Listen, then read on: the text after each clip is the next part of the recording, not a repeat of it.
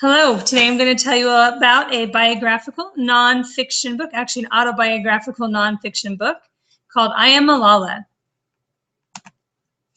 I Am Malala was written by Malala Yousafzai. I apologize in advance, I cannot pronounce these names very well. The girl who stood up for education and was shot by the Taliban. This author was 16 years old when she wrote this book, the youngest ever nominated for a Nobel Peace Prize, and also many other awards in her life. This story is true. It is far as from the perspective of Malala, and she was also helped in writing this book by Christina Lamb, a British journalist. This book talks about real places, events, people, and it has the elements of a good story. It doesn't only show just her perspective, but it also helps us to get to know Malala from different angles. The way she views herself, the way she's viewed by her family, by her classmates, by her enemies, by her countrymen, and really by the world. We really begin to get to know her. We also get a really great background on her nation of Pakistan, her family, her father's family, her mother's family, and her life, and the way things looked and the things that they wore and the things that she cared about. The story is about her and her family. Her father was he's an activist in many different ways, a political activist, but most importantly, probably an educational activist. And he owned many schools, or ran many schools. And she was very outspoken, as he was, and exposed to a wonderful education and given opportunities to speak out. This became a problem when the Taliban began to take over the northern part of Pakistan where she lived, the area of Swat. This book has great information, maps, descriptions of different areas and the surrounding areas and the political unrest that they were experiencing as the Taliban began to take over their part of Pakistan. The book includes timelines of history in the back. There's photos and maps, as I said, and it goes through in a pretty easy to follow manner the story and events that led up to her being shot by the Taliban on a bus on her way home from school one day. And the way she was used almost as a political figure.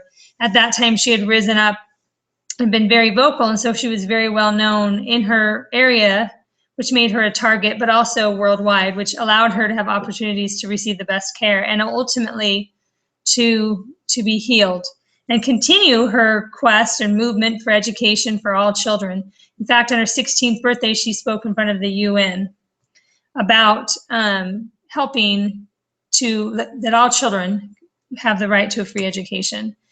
I would recommend this book for ages 12 plus. There are some that say maybe 10 plus.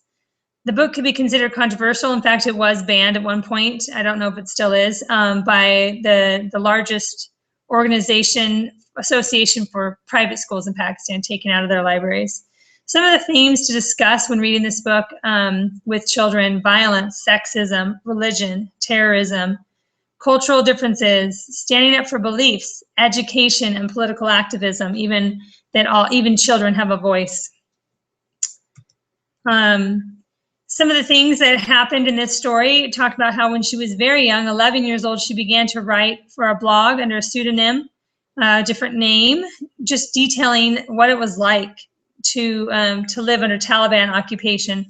In fact, the motivation for that blog was a BBC Urdu, sorry, I can't pronounce things, writer who told her about the Diary of Anne Frank and how that was written. And so she began to write, and she spoke, as did her father, and was very, very politically active. This book has,